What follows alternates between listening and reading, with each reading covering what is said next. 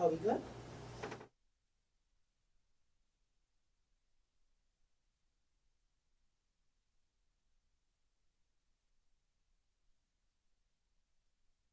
Good morning and welcome to the opening of the Parliamentary year 2025-2026 of the Parliament of St. Maarten.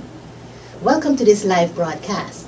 I am your host, Valerie Brazier, and it's a pleasure to once again bring to you this live ceremonial event of the Parliament of St. Maarten.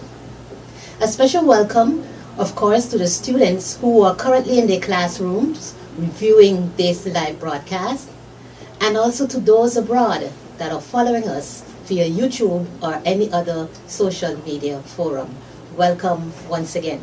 It is my pleasure to be here this morning, and of course together with me I have at the House of Parliament at Wilhelminastraat in Phillipsburg, Mr. Randolph Duggins. Good morning, Randolph. Good morning. And before I go over to Mr. Duggins, I would like to congratulate you, Mr. Duggins, on your recent appointment as a State Councillor,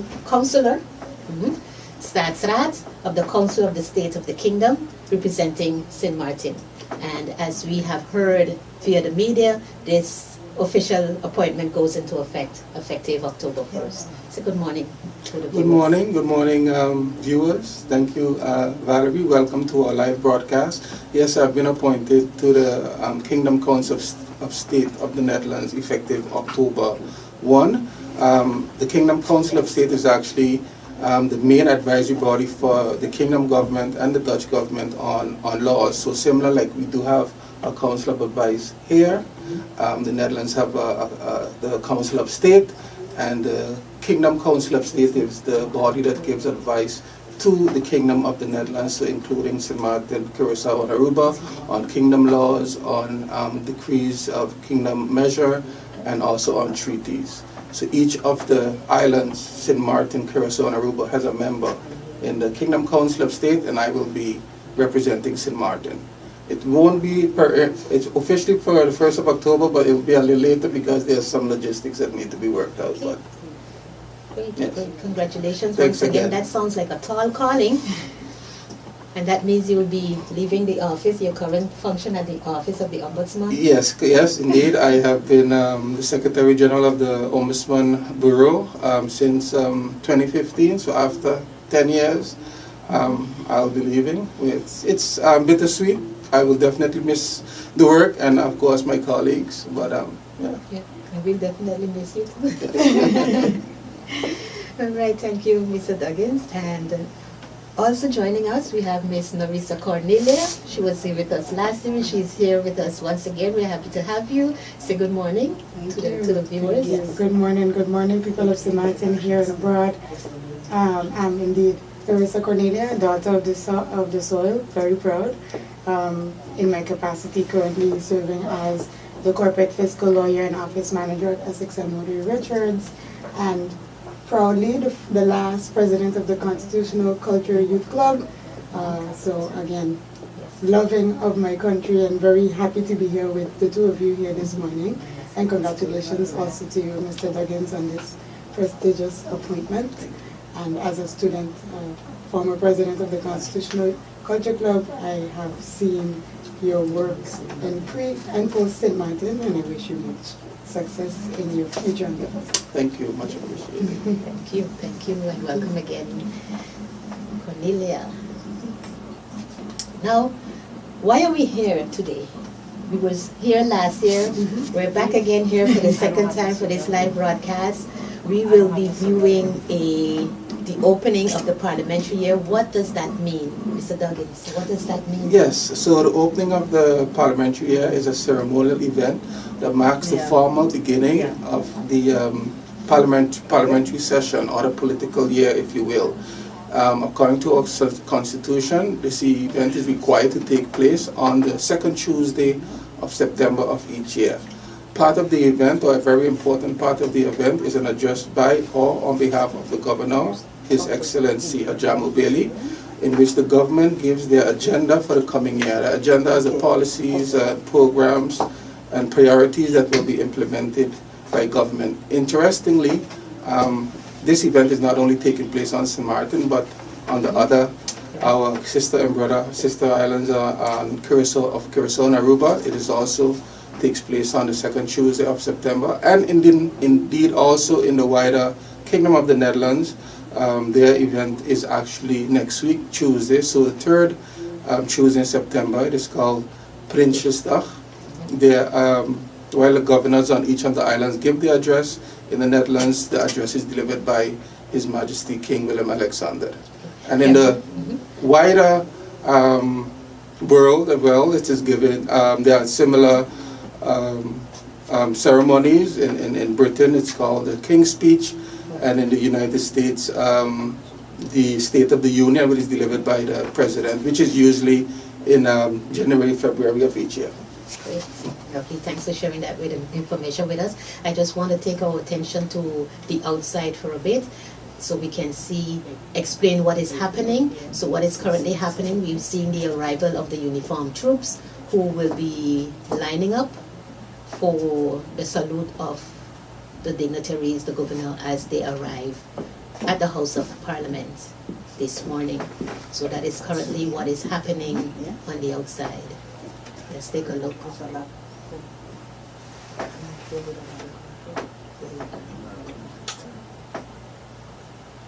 And who are we seeing exactly? So which can you identify? Oh yes. So I believe who we would have there, you would see down at the far, that would be what, my right? That would be in the white uniforms, that would be the Marines, the Dutch Marines. And then we have the KPSM, yes, KPSM, that's the police force, and also the Vega S. Yes, the Vega S. And this is significant because this takes place every year.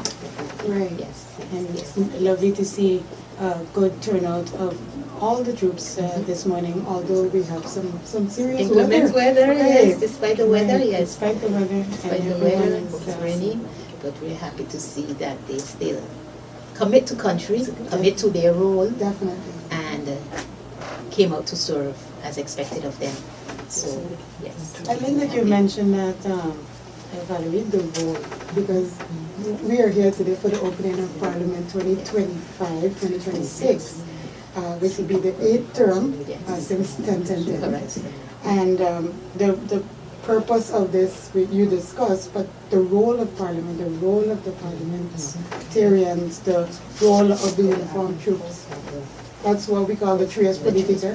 You know, we have the separation of states, legislative, administrative, and the judicial branch. And for the opening of Parliament, we always have the uniformed troops salute the governor and the invited dignitaries. But Parliament, why we're here today, that's the significance of country. Correct. Right? That's the significance of country, and it's noteworthy to mention, especially to the students viewing from home, how does this all work together? We have elections, we appoint, we elect members of Parliament, and members of Parliament are representatives of the elected, or the electorate, right, the people of the island. So we have Parliament, which has its role of legislation, oversight, representation, and when Parliament debates or asks questions, it's exercising the rights or the voices of the people in government. Correct. So I wanted to signify that by explaining what Parliament does and how we have come from 2010 to now, 7 terms of Parliament, Yes. and this is the 8th term. We've had 8 chairs of Parliament, significant to mention. Yes. And I would like, not cutting you through, but considering mention was made, you mentioned, Larissa, that Parliament represents the voice of the electorate. right. How is that done? Yeah, but before I even go back, even go there, let's continue talk. Why is this today indeed? Why is it significant? So there are different reasons. It's symbolic, of course. It, as Larissa said, it shows the functioning of our democracy, and as it reminds us of the trias politica, the separation of power, just like you mentioned earlier. It shows the function of our government, and then as you just indicated as well, our branches of government are the parliamentary, are the legislative branch, which is parliament, the executive branch, which is government, and the judiciary, which are the courts. As you know, the parliament approves the laws, the government administers the laws, and the judiciary interprets the laws based on disputes between citizens, etc. Another important reason for this event is public accountability. Right. By publicly announcing the plans of the government, not only can members of parliament hold government accountable, but we, the people as well, can hear what are the plans of the government, what are they going to do with our hard-earned tax money, how it's going to be spent. So that also is very important. And the last reason, one of the reasons as well why it is important, it encourages debate and discussion.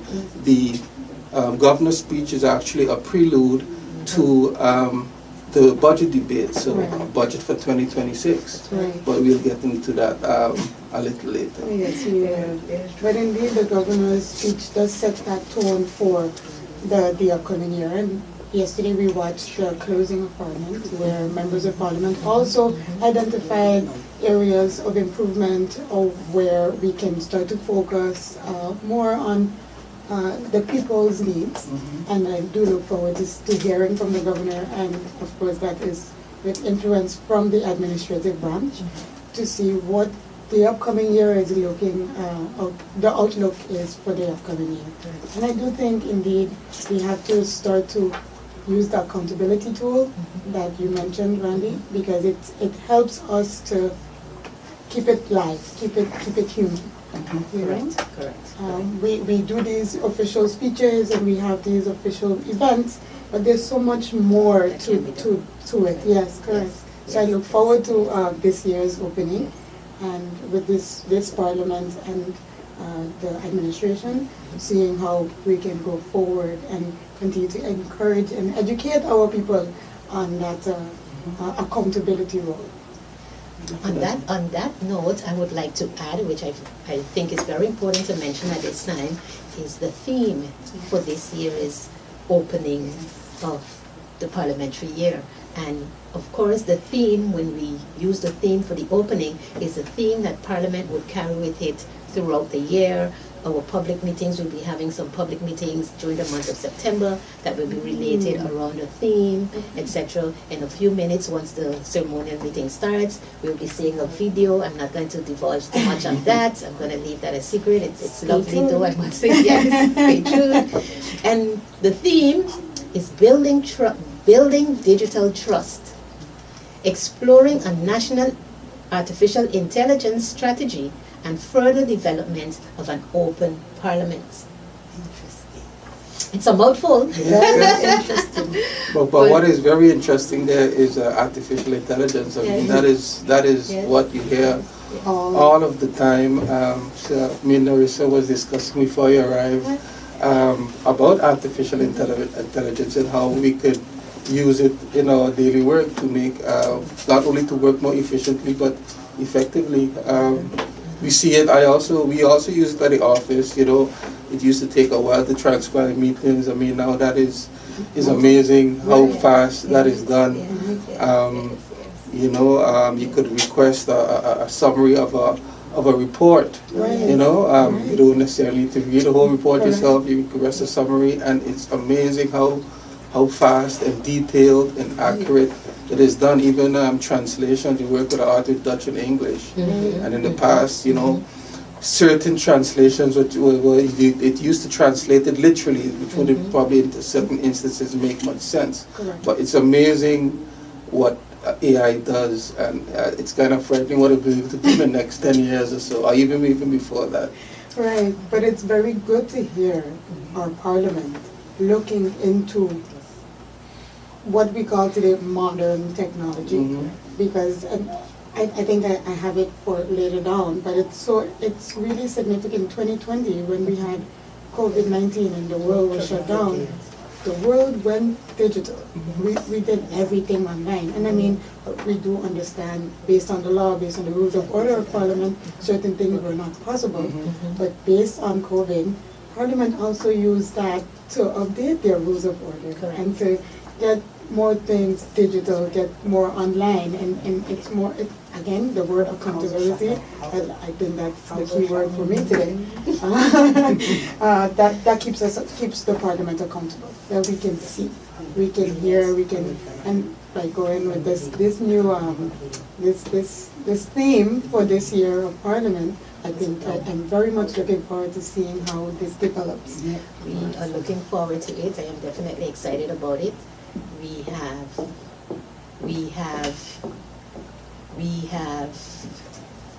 one of the important things that we also need to take into consideration when going into this direction is legislation. Exactly.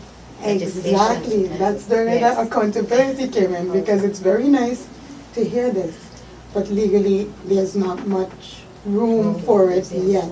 So here in Parliament with this theme, I'm looking forward to hearing the proposals, which is another right of members of Parliament to bring motions, draft motions of legislation forward, so we can start to get with the program from a modern perspective.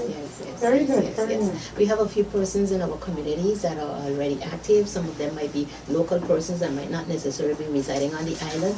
And as I mentioned, we have a brief video, so later we'll be seeing a little about that and hear what they have to say and how it would impact the positive for St. Maarten and of course the Parliament in particular. Larissa, you have the program. Maybe you can share who would be arriving, at what time we can expect, because in a few minutes at 9:30, in the next 10 minutes, we'll be going outside to see the arrival of the guests, and we'll be including that, so maybe you might want to mention. Definitely. So indeed, we mentioned for the opening of Parliament, which is significant for St. Maarten, but St. Maarten is, of course, as you know, Dutch and French. We have our French northern partners who always, we share that official gatherings. We invite our French counterparts, and they in turn, of course, that's that collaboration that we have cross-border. So we will be expecting, of course, our high councils of state on the Dutch side, which mentioned the trias politicas, we mentioned Parliament, the administrative branch, and judicial, and we expect from the high councils, which we have here, the Ombudsman Bureau. So the Ombudsman we expect the chamber, the General Audit Chamber, and we also expect members from the Council of Advice. These are our high councils. We also expect Integrity Chamber and the Social Economic Council, of course. Right. Talking about the Social And Economic there is Council, the Secretary General of the Social Economic Council, Mr. Gerard Richardson. And it's, again, very good to see that partnership, legislative, administrative branch. And then the dignitaries from the French, as I mentioned, introduce those. We were expecting the President and just members of the collectivity of Saint-Martin. And just to brief, recently, I think it was yesterday in the paper, it's important to mention what a Social Economic Council does. They give advice to government and also to Parliament, because the law was changed recently on Social Economic Councils and just on social economic issues. And just yesterday, I believe it was the SAHA, the medical insurance for the whole population, and advice was completed by the SER on that topic. So that is something what the Social Economic Council does. So what do we expect? Government will get that advice, and so then government gets the advice, and then it is up to government to follow the recommendations. Usually, if they're not compelled to, but if they don't, they will need to explain why they decided to go in a different direction. So soon we'll be seeing that legislation being finalized and then it will end submitted to the Council of Yes, Advice correct. for review. Yes. And should everything be okay, then Correct. it comes to Parliament for deliberation. Yes. Yes. And then even at a step after that, Right. which is another task of the Ombudsman, is to review new legislation and to ensure it's not in conflict with our constitution. So that's a last step that is actually unique to St. Maarten and unique within the Kingdom of the Netherlands, because St. Maarten is the only constituent state within the Kingdom of the Netherlands that has a constitutional court. Right. So the Ombudsman has a 6-week term to review that law when it does arrive, to see if it's in conflict with the Constitution. Yeah, there we go. Yep. Again, educationally, we'll get there. We'll get there. For sure, by informing you all and ensuring that accountability, as you mentioned, continues to be upheld. So we go back over to the day planning. We expect those members, as mentioned, and then of course the members of Parliament. Yes. The members of Parliament, of course, are expected to be here, and will be arriving. Unlike other years, we would Right. see them trickling Coming, in, yes. but this time we have arranged that they would also come together as a body, Oh, nice. as the Council of Ministers does. So we'll also, in a bit, see our members of Parliament arriving as As a unit. As a unit. Very nice. Very nice. And will the presidium be at the front? I am not sure of the lineup. I think we kind of try to still have them freely Okay. togetherness Okay. as a Unit, unit. yes, Like you yes. mentioned, we probably would have the chair lady and the secretary general in the front or in the behind, but we have It would be good also to explain to the public what is a presidium. Right, I just used the word Yeah. and I thought, Yes, yes. So the presidium is the chair of the president Yeah, of Parliament, yes. the vice, which is Mrs. Sarah Wascafroyan. We have the first vice chair of Parliament, Yes. which is Ms. Shamira Roseberg, and yes. then we have the Second vice chair, Yeah. which is Ms. MP Ludmila De Weaver. Correct. Yes. So that's a presidium, and as Valerie mentioned, the Secretary General always supports the chair, so he will also be in line with In them. line with them. I think while we're on that topic, it is important that we mentioned before other persons start to arrive, maybe briefly, Mr. Duggins, what is the role of the President of Parliament? Okay, great. The President of Parliament fulfills a very important role in our parliamentary democracy. Interestingly, in the Nellis Antilles days, which is prior to 10-10-10, the Chair of Parliament was appointed by the Governor on a nomination by the Parliament. That served its purpose for that time. Right. But it's of course it is not ideal for a modern independent body, and as such, in our constitution, in St. Martin's constitution, the chair of Parliament, the first chair, and the second vice chair are appointed by the membership itself. How that process is actually within the coalition. I guess it is so. Agreement is made who will be the chair, the first vice chair, and the second vice chair, and an election takes place among the 15 members of the Parliament. But we see some persons arriving. Let's quickly go back to the outside. The Secretaries Generals of the government. I saw the first being Tia, and they passed on already. But Correct. The Secretaries General of Government are Ministry of TIAD, Ministry of Finance, Justice, Education, Culture, Youth and Sport, and it's indeed in that order. No, Minister. We have TIA, no. Justice, Education, Culture, Youth and Sport, PSA, and VROMI. So Yes. PSA is health. Health, yes. Social, Social Development and Health. Labor, and then VROMI, Public Housing, Spatial Planning, Infrastructure. and former Member of Parliament and former Chair of Parliament, former MP William Maarten. It's also right. Wing. Yes, so yes, indeed. Yes, so we could so continue we can about continue about- Mr. yes, Maarten was yes, right. also one of the presidents of The Parliament. Parliament. So as I explained, the election, the 15 members of Parliament elect the president, the first vice president, and the second vice president among themselves.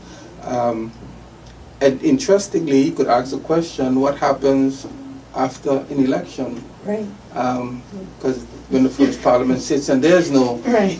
president appointed. Well, basically the law provides that if the president, the existing president of the Parliament, the first past Parliament Right. is elected, that person Well, then assume. will assume temporarily the position of President of Parliament. If that person, that can also happen, is not elected, then the oldest serving member of that new Parliament will temporarily function as the chair. And if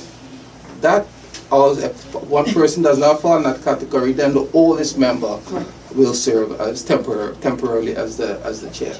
Very interesting. So the Constitution provides complete options to ensure that even on a temporary basis that Parliament has a president. Yeah. And that again, very, very noteworthy to mention, there will always be continuity Correct. in Yes. Parliament. Correct. And mentioning continuity in Parliament, let's go back to the Presidium, because we mentioned the Presidium consists of the President, the first Vice President, and the second Vice President. What are the roles of the Vice Presidents? Do they have any significant roles? What are the roles?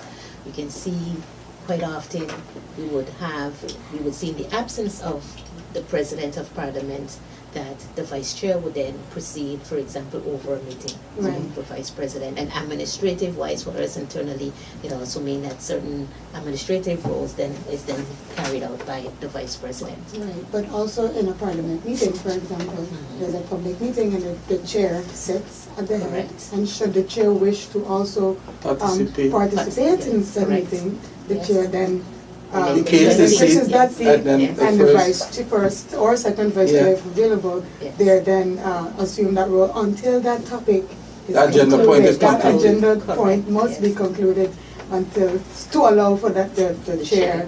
to assume the chair's seat again. So Yes. that also allows the chairperson to not only have a symbolic role as an opening meetings and reading the agenda points and holding order and ensuring good dialogue, but it also gives the chair an opportunity to participate Exactly. in In the debate. deliberations. Right. Correct. in the debates. Right. Correct. It also would be good to mention, some of what are the other tasks of a President of Parliament. Mhm. The rules of order dictate that. So the responsibilities of the chairperson, which are directing the task of Parliament and of the Presidium, as we were just mentioning, ensuring compliance with the rules of order. It's very complicated sometimes when we follow it on the Right. on the TV when we're watching debates. The role of the President of Parliament can be very challenging, and that's why you also have the Secretary General, the Khizir, there to assist. Right. We have another invited guest, former governor, the first governor of country St. Maarten, Dr. Anders Eugene Holiday, who has given many, I think 12 consecutive opening parliamentary speeches. Very, very good to see him. Although no longer our governor, he is Still always committed to very country. committed to country. Still committed, very much Yes. committed. We can rely on. We need questions, Right. assistance, advice. Mr. Holiday is always available to assist. That's the royal commander. Yes. of the Royal Also Navy. an invited guest. Also an invited guest. Correct. So yes, Ronald, Yeah, and if you were continue, saying, some of the yes, other tasks yes, of the President of Parliament is maintaining order during deliberations, which we also see can get a little out of hand quite tedious. sometimes. Executing the decisions taken by Parliament, and of course the President of Parliament externally represents Parliament in in different functions. As we see also, I believe it was in the paper yesterday, Yes. the President of Parliament, Mrs. Westcott Willard, will be representing in a some conference. In a summit gender in conference Ghana. In Ghana, Yes. yes. So Actually, Gender she's been equality. requested to chair that meeting, Wow. so she'll be yes. I think it's very noteworthy to mention when we talk about chairs of parliament and that role. You see, we've had, as I mentioned, we've had 8 as the commander of the BKS, Mr. Alan Richardson. We've seen over the years, we've had 8 chairs of parliament. We started in 10-10-10 with Dr. Anders Gracita Arundel. She was, after her was Dr. Anders Rudolph Samuel, and then the current chair was then Prime Minister, and then she assumed the chair lady's function. But with her years of experience, we've seen after her, there's been others. There was Mr. Clark Connor, former chairman we saw coming in, Mr. William Marlin, then we had Rolando Bryson, current Minister of TS, Grisha Hedega Maarten, and the last one was former MP Siddharth Bijlani. And again, now we have Chair Lady Westcott Williams. But you mentioned something, Randolph, when you said that role of keeping order and ensuring the public is also understanding those rules of order of Parliament. I think that's a tall order, and I really truly believe that function should be continuously explained, yes. so that the general public understands that role and significance of that role, Yes. which is that representative of the Parliament, which is the representative of the electorate, of the people, and who all participated in the last election. Yes, correct. That's correct. Yes, as you mentioned, the chairperson serves as a principal facilitator of parliamentary proceedings, ensuring that the deliberations are conducted with decorum, that they don't get too much out of hand, fairness, and of course efficiency. Yes. Yes. And as president of parliament, we have special, if you will, not responsibilities but privileges as well. The president of parliament can attend all committee meetings. Parliament consists of different committee meetings in different areas, disciplines, and the president of parliament can of course attend all of those committee meetings. So being president of parliament comes with additional privileges. Yes, Yes. Now we've discussed the role of the presidents, and Narisha mentioned the different presidents we had over the years from 10-10-10 to now. Let's take a look back and reflect of the 15 years of country St. Maarten.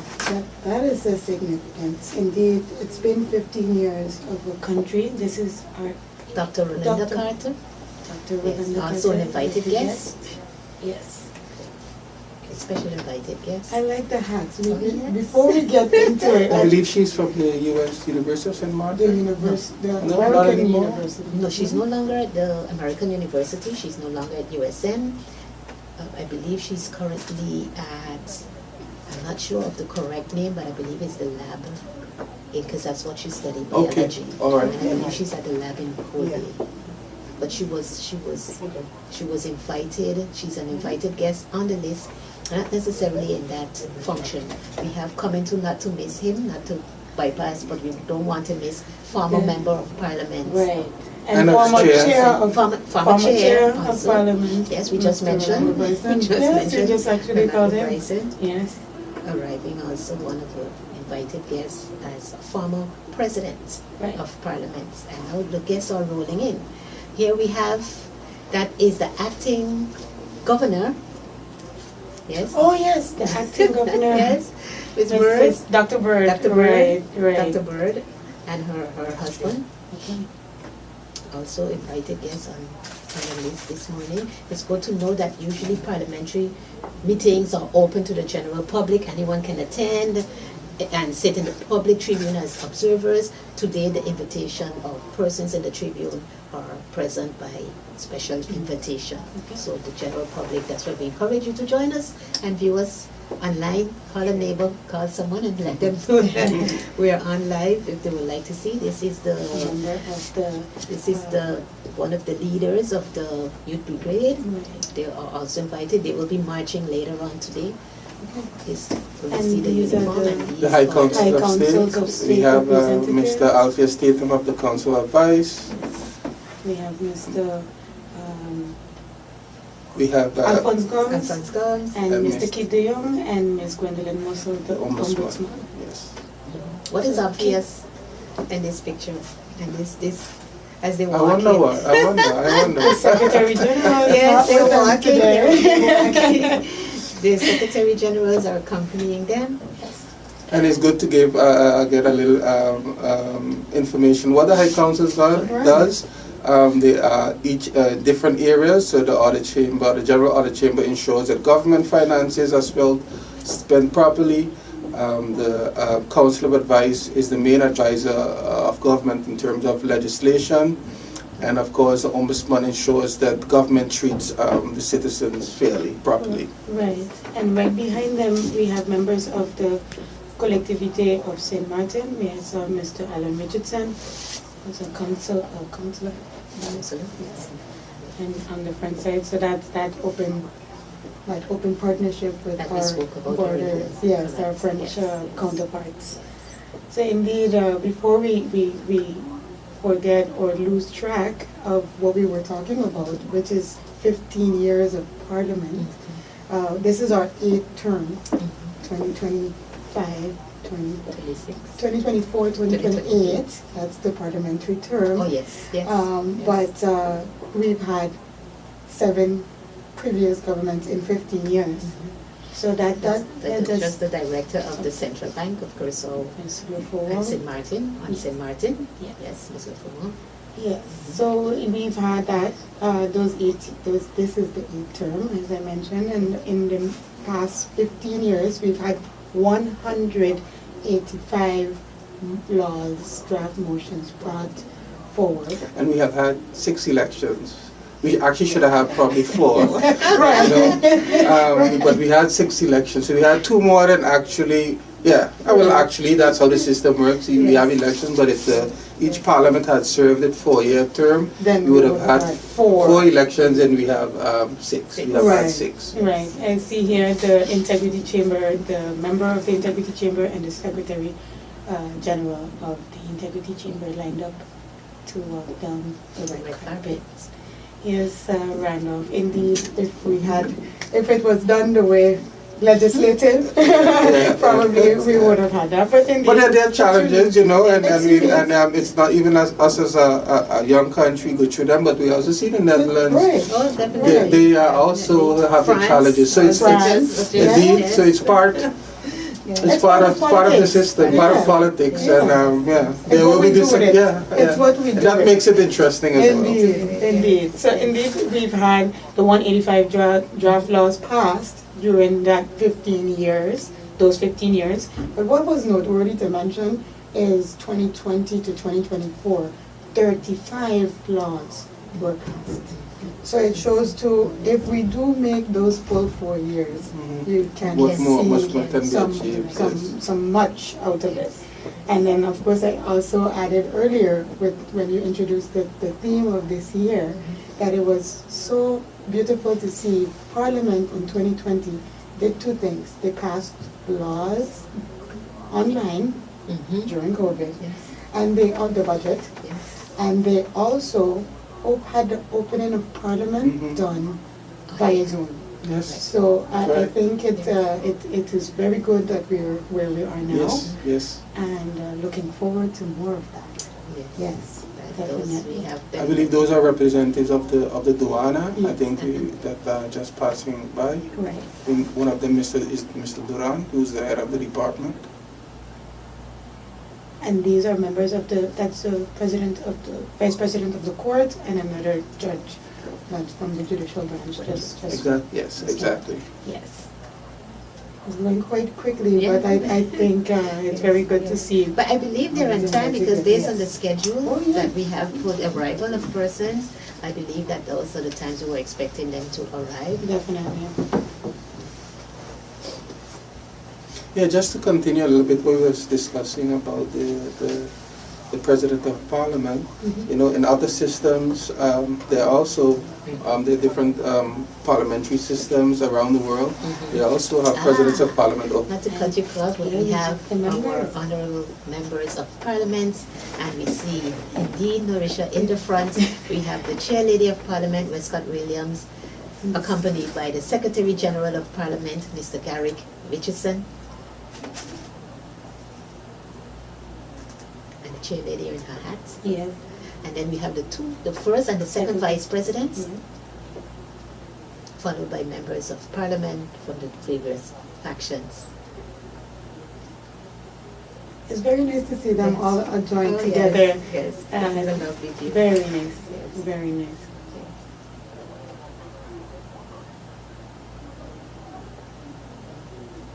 I noticed this time around the males are outdoing the females. They're trying to. Lovely. The National Alliance. Okay, so those are members of Parliament. Wow, lovely, Very nice. distinguished. And as the members of Parliament come in, I would like to briefly let the audience know, our viewers know, what they can expect once the ceremonial meeting starts. The ceremonial meeting will start in about next 15 minutes. In the next 5 to 10 minutes, the Sergeant at Arms of the meeting will start to call the meeting to order. So I want to just briefly go through what you can expect to see once this live broadcasting have ended. We ask you to stay tuned in to view the ceremonial meeting, and what we'll see that about 9:50 the guests will be asked to take their seats. At 9:55 we will have the Prime Minister and the we will see the entrance of the Prime Minister and the Council of Ministers as they enter the meeting hall. And at 9:57, we'll see the President of Parliament will also enter the meeting hall together with the Secretary General, and she will take her seat in Parliament. And then at 10 a.m., the President of Parliament will call the ceremonial meeting open, bidding everyone welcome. The President of Parliament will then appoint the members of the Reception and Departure Committee and will adjourn the meeting briefly. The members of the Reception and Departure Committee would then proceed to the entrance of Parliament building and wait at the stairs to receive and escort His Excellency the Governor and his entourage to the conference room of Parliament. And then we will see the Governor and his entourage entering the Executive Meeting Hall, the General Assembly Hall. This is another invited guest? This is another invited guest. And then we will see the Reception and Departure Committee will then take their seats. Once the Governor have entered the hall, they will take their seats. The President of Parliament will welcome the Governor, will then reopen the meeting, welcome the Governor, and then we will have the speech. Thereafter we'll have the speech by His Excellency, the Governor Eugene Bailey. Ajam. We've had 12 years. Yeah, it takes a little getting accustomed, right? Dr. Ronda's holiday has been a staple with us, Oh, yes. so I do understand. And after the speech of His Excellency, the President of Parliament will then declare the 2025-2026 parliamentary year officially open. Right. And then we'll see the Governor, his entourage, the guests, the members of Parliament will be exiting the hall, and they will exit the hall to the front street, Cyrus Watty Square, where we'll then view the parade of the uniformed troops. So that is just a synopsis of what we can expect to see and hear, so that our viewers could understand what is going to be happening and what they can expect from today's ceremonial meeting, once that starts at 10 a.m. Right. So we're transitioning to finalizing our pre-show, I guess. Yes, it was really a very, very informative discussion. I enjoyed as I always do, giving information, especially to our students viewing and listening, so that they too understand. Exactly. And it's not always easy or simple to understand, but it's the hope, the intention that after repeating this exercise that it comes more common and you as a public get a better understanding of how our democracy works. Right. And in your presentation you were talking about a governor's speech. Maybe it's a good moment to discuss about that, what it is. Yes. As you know, as I mentioned previously in the introduction, the governor's speech during the opening of Parliament is a constitutionally mandated event.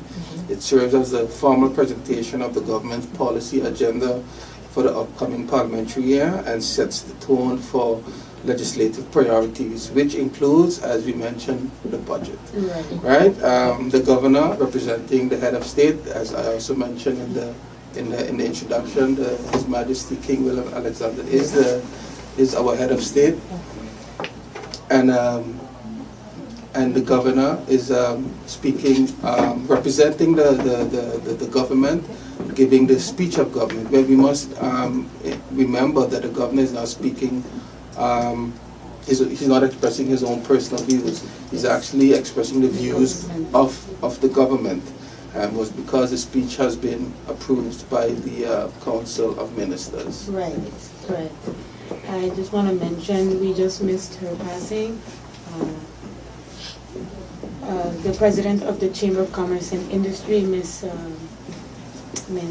Peggy Ann Brandon, and we have a lawyer representing, but he's also there. So he's invited in his function as chair of the Electoral Council. Right. The words were slipping me here. Yes, but he's also a lawyer. Mr. Richard Gibson Jr. Jr. Yes. You see, it seems to be starting to sprinkle a little. Yes. And I understood that and we thought we were on schedule to start. We are on schedule. We're still looking good. Yes. I guess because of the inclement weather, some persons are arriving a little later than expected. But we're happy that they are arriving. And I believe we can see here the Council of Ministers arriving, the arrival of the Council of Ministers. That is what is currently going on the outside here at Wilhelmina Street at the House of the Parliament of St. Maarten. On this occasion of the opening of the new parliamentary year 2025-2026. As they line up, you can view the Honorable Minister of TIAT, Mrs. and former Chair Lady of Parliament, Mrs. Grisha Heilige Maarten, the Minister of Finance, Honorable Minister Veronica Gums. Now we see that they're standing, and persons might be wondering, oh, why don't they just come forward? But this whole procession, this whole event today is organized, everything down to the T, what time to arrive, how to walk, how to line up. So it's all thought through and all. Here we have. And she's also the Deputy Prime Minister. Right. Oh. And we have the Minister of Finance. Miss Gums. Miss Veronica Gums. There are many Gums in this Yes, cabinet. so we have to call them by name. The Minister of Justice, Natalie Tackling. The Minister of Education, Culture, Youth and Sport, another Gums. Minister Gums. The Minister of Public Health, Social Development and Labour. Minister Gums, Minister Brug. Brug, yes. And right behind him is another Minister Gums. Yes. Third Minister Gums. Minister of Social Roaming. Development. Public housing, spatial planning, infrastructure, and housing. Minister Patrice Gums. Right. And right we have our him. Minister of Plenipotentiary, the Dr. Anders Arundel, who was the first President of Parliament. Yes. Correct. And I saw the Prime Minister, yes, there we go, Prime Minister Dr. Luc Meslina, and the Secretary of the Council of Ministers, Ms. Cassandra Janssen, at the back. Right, so we'll see them walking down in a bit, and it's good to mention that the Minister Plenipotentiary is not usually seated, located on St. Maarten. Her office is not in St. Maarten. So she is here today for this occasion, and of course also for other business that she traveled to the island, and in that function she's here today to be with us. Ms. Gracita Arena. Dr. Andis. The first President of Parliament. Yes.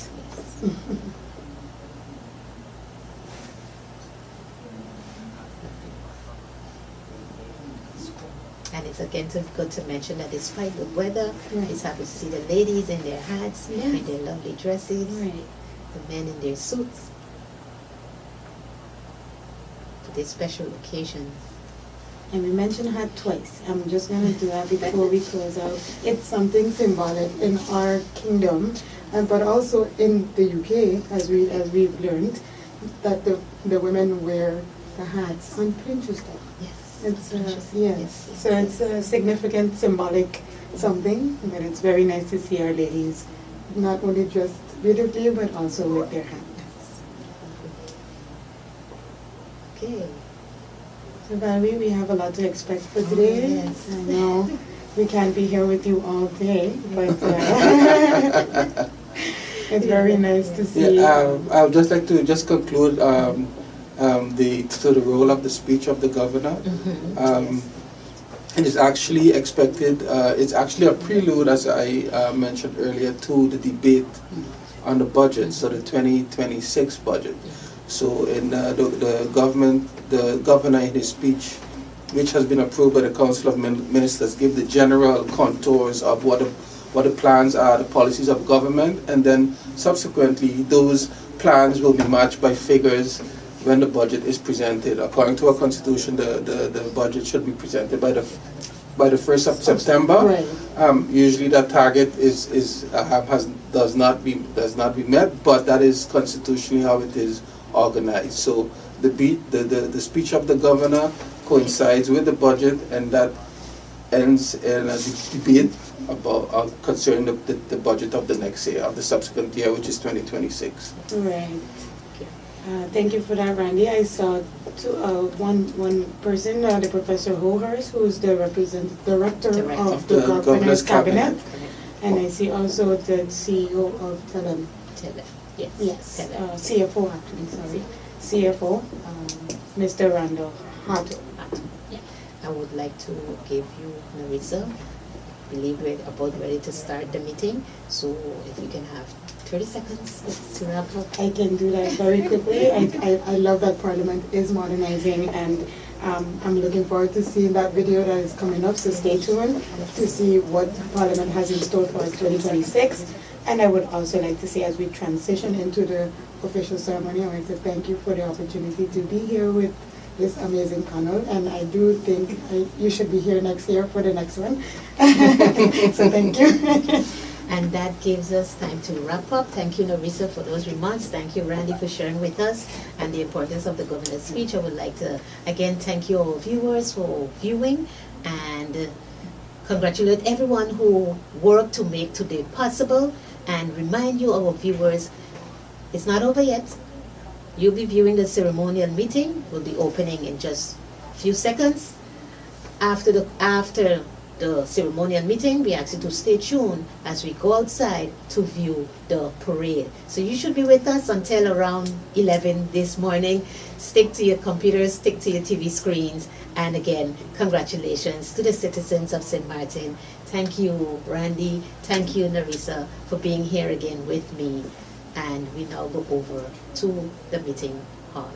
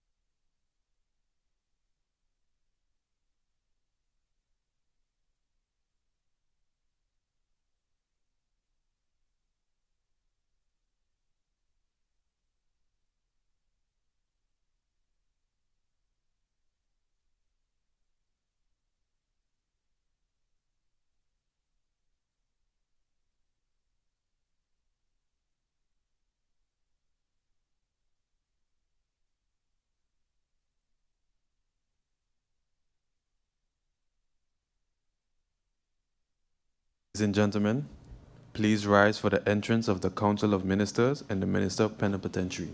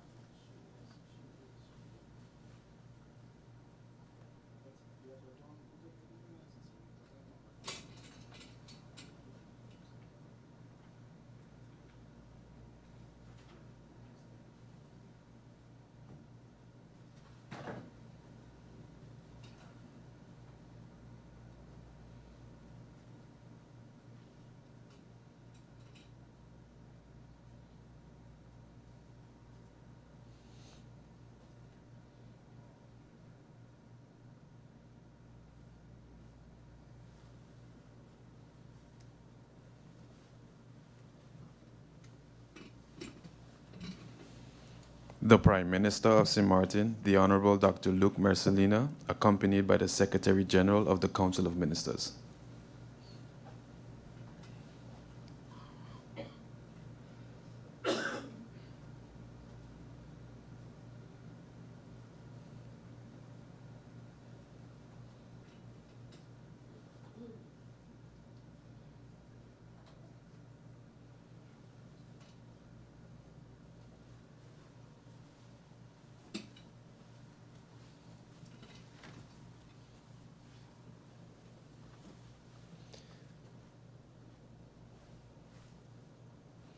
Ladies and gentlemen, please remain standing for the entrance of the President of Parliament.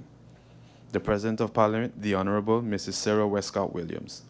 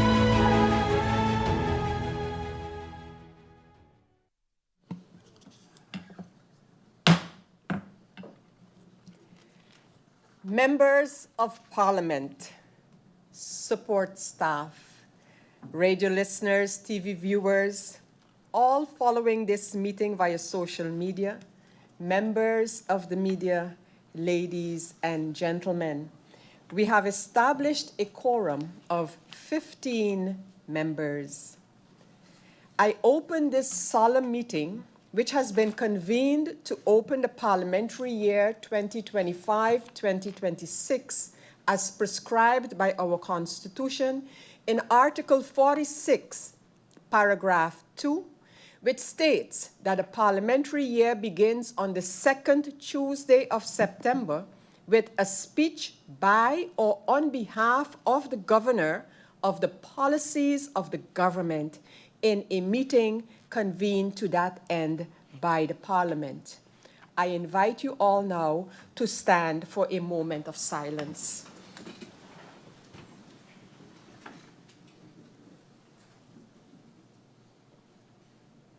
Thank you.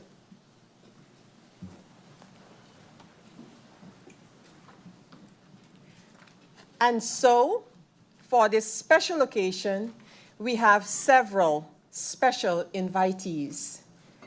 At this time, I would like to welcome the honorable members of Parliament, the Honorable Council of Ministers, the Honorable Vice President of the Court of Justice, the Honorable Judge representing the Constitutional Court, the Acting Prefet of Saint-Martin and Saint-Barthélemy, the Honorable Vice President of the Collectivité of Saint-Martin, the Acting Governor, Acting Vice Chairman of the Council of Advice, the Ombudsman, President of the Integrity Chamber, Chairperson of the Electoral Council, Vice Chair Lady of the Central Voting Bureau, Chairperson of the Corporate Governance Council, Secretary General of the Council of Ministers, Secretary General of the Courts, Secretary Director of the Council of Advice, Secretary General of the General Audit Chamber, Secretary General of the Ombudsman, Secretary General of the Social Economic Council, Director of the Integrity Chamber, Secretaries General to the Ministries of Government,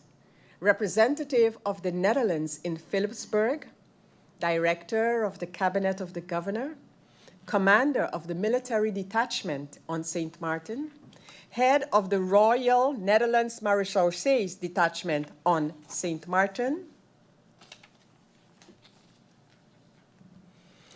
Commander of the Voluntary Corps, Head of Customs, Head of the Coast Guard Support Station of St. Martin, Director of the Central Bank of Curaçao and St. Martin, on St. Martin, Director of the National Recovery Program Bureau, President of the Chamber of Commerce and Industry, Director of the St. Martin Youth Brigade, President of the Youth Parliament, former Governor, former Presidents of Parliament, special invited guests, distinguished guests, ladies and gentlemen, I bid you all welcome.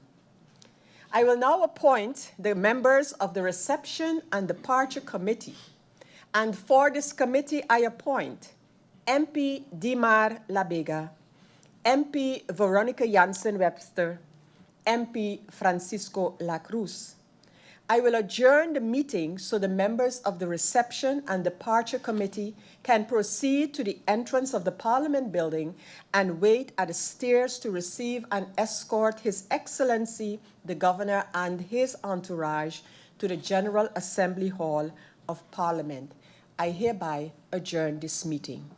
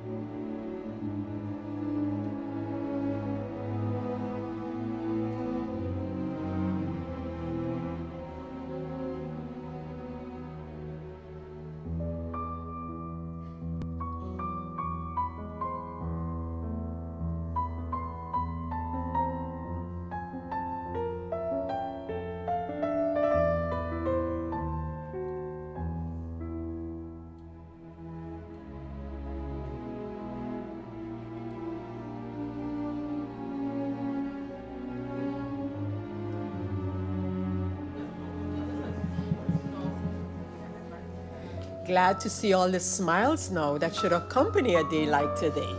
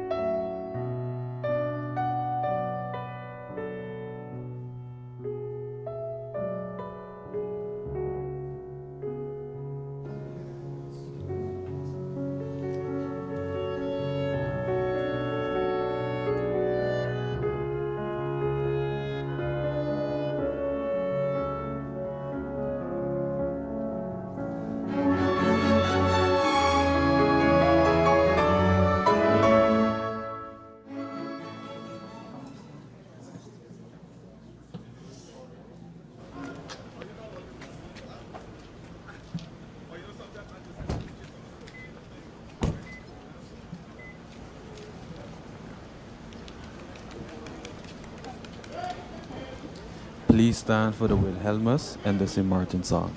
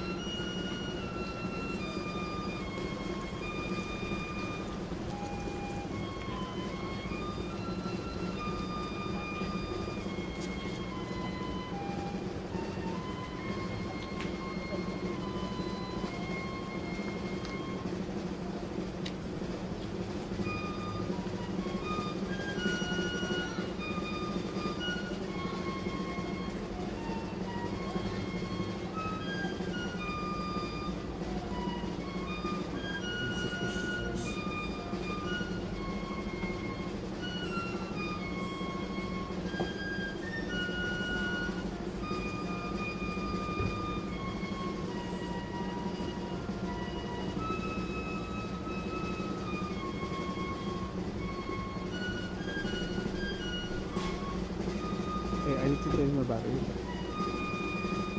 No, I got it late.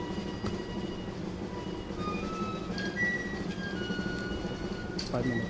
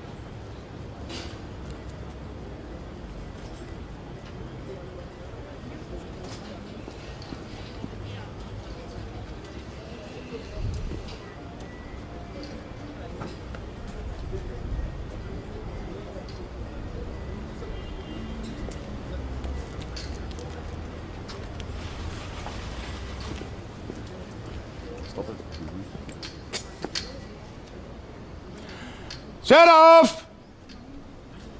Geweer!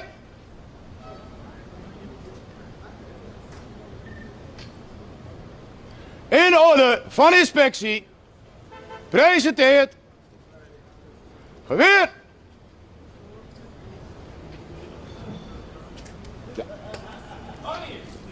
Oh. Weg.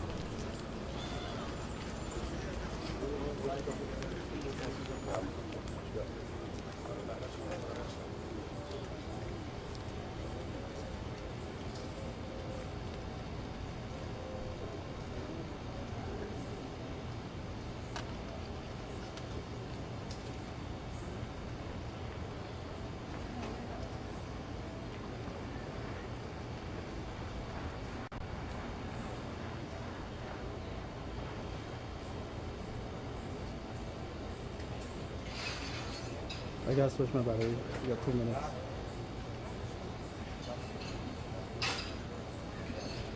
Can I switch my battery? Right now.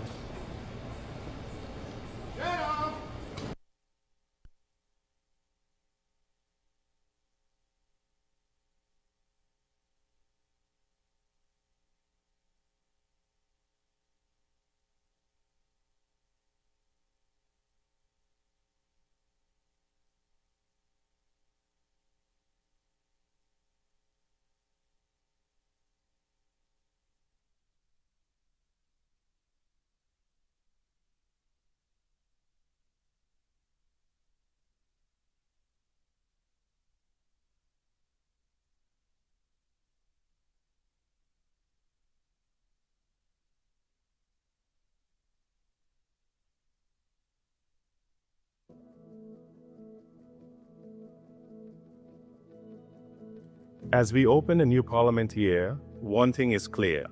Access to reliable information is essential for every citizen.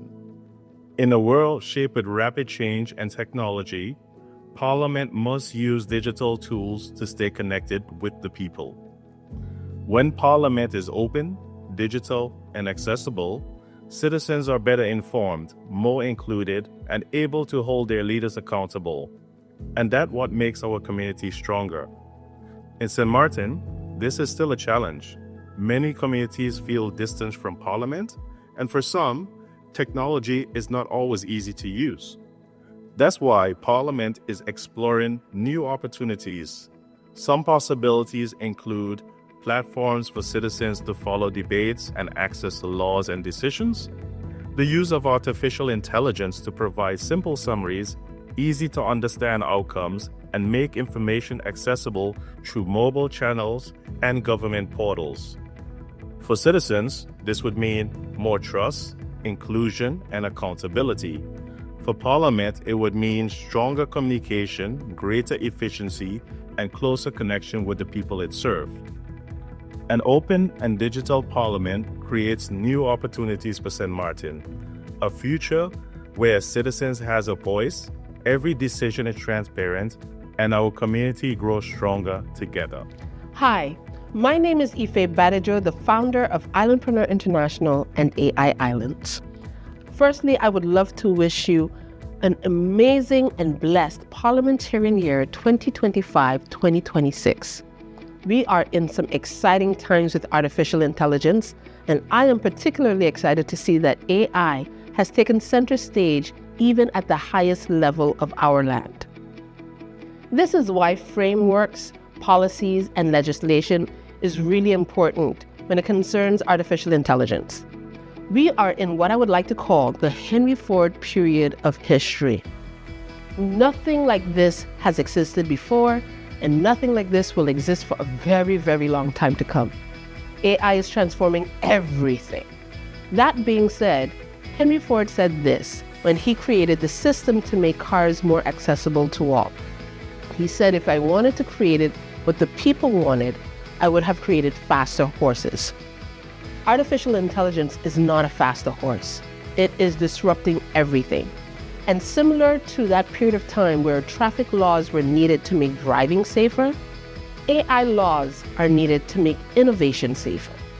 And so with that, I hope that you have an amazing 2025-2026, and that we see artificial intelligence legislation taking center stage for all.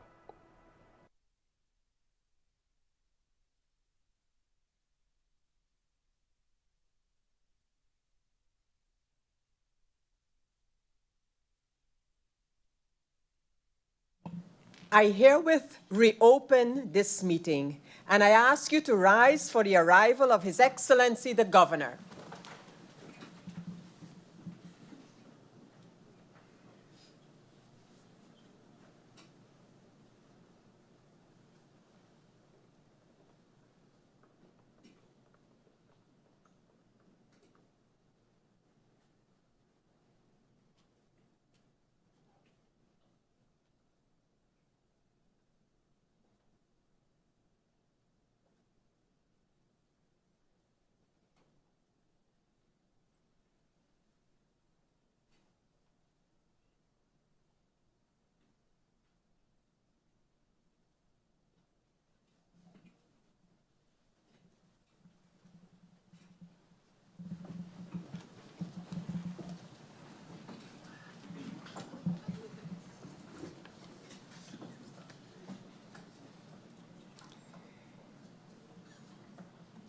It is my pleasure and honor at this time to welcome His Excellency the Governor and his entourage to this solemn meeting, which has been convened to open this new parliamentary year with a speech by His Excellency the Governor on the policies of government for this new year.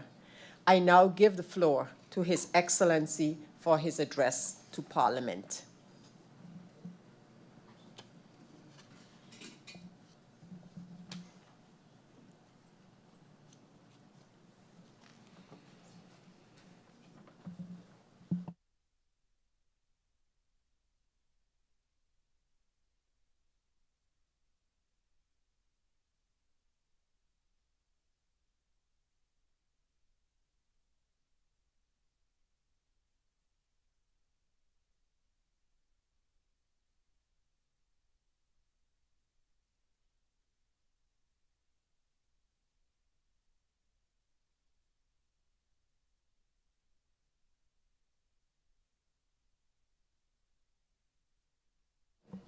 It's good now. Madam Chair Lady, members of Parliament, good morning. I stand before you today in my capacity as Governor, in accordance with Article 46 of the Constitution of St. Maarten, to provide you with an explanation of the policy to be pursued by government in the coming parliamentary year 2025-2026. In 2010, St. Maarten obtained the status of constituent country within the Kingdom of the Netherlands.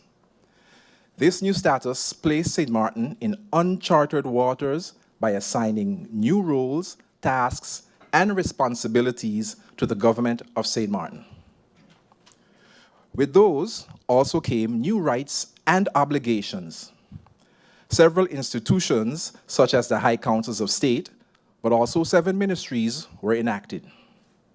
Legislation and policies were adopted, taken over from the former Netherlands Antilles. Today, 2025, the same policies, procedures, and legislation as taken over from the Netherlands Antilles continues to form the basis upon which country St. Maarten operates. It is therefore time for St. Maarten not only to recognize, but to acknowledge and take charge of its new rights and obligations. It is time for St. Maarten to embrace, commit, and most of all, act on its development goals. For such, not only flexibility will be required, but moreover, the willingness and openness to evolve. We must move forward based on lessons learned and best practices. Government's focus and priority for the upcoming fiscal year will be to strengthen financial management and oversight, improve the efficiency and fairness of tax collection, ensure full transparency in public finances, and create fiscal space for investments that drive sustainable, inclusive growth. Over the coming period, government will work toward 4 key strategic objectives. Sustainable government finances. Implementing solid financial policies that promote balanced budgets, efficient spending, and improved revenue streams, and reduced reliance on external financing. Transparency and public trust.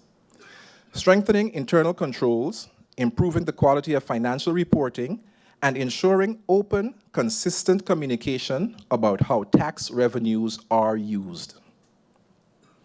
A strong economic position for St. Maarten.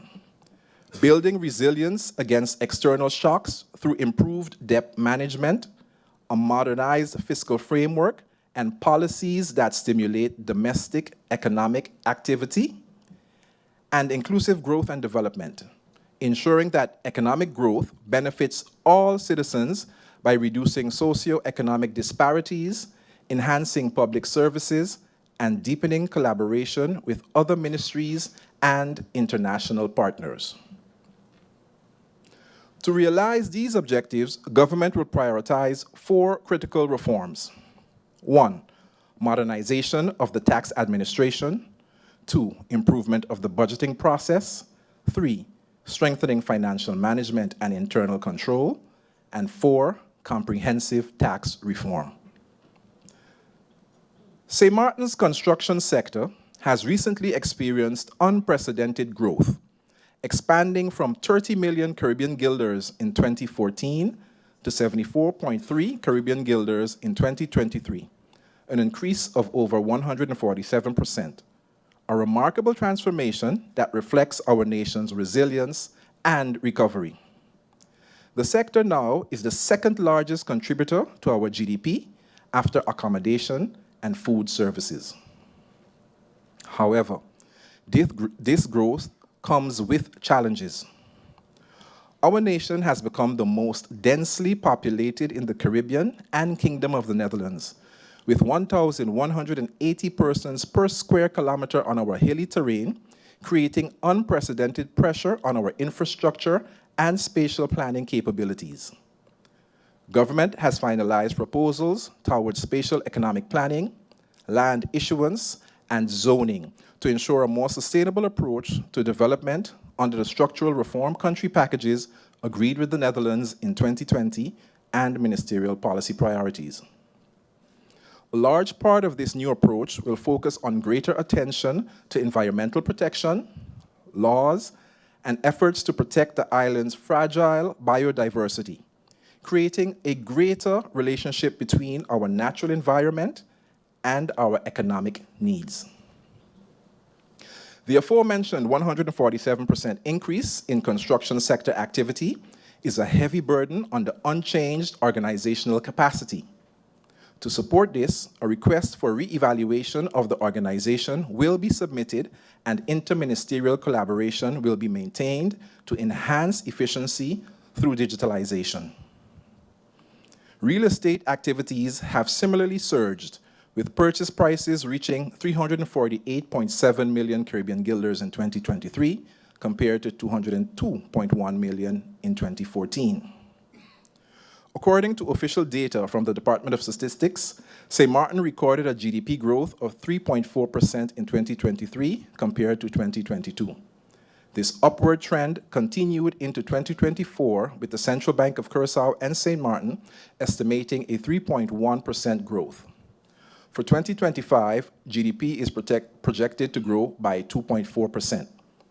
While these figures indicate a gradual deceleration, they reflect continued economic momentum as major investments conclude and new ones begin. Tourism continues to drive these positive developments.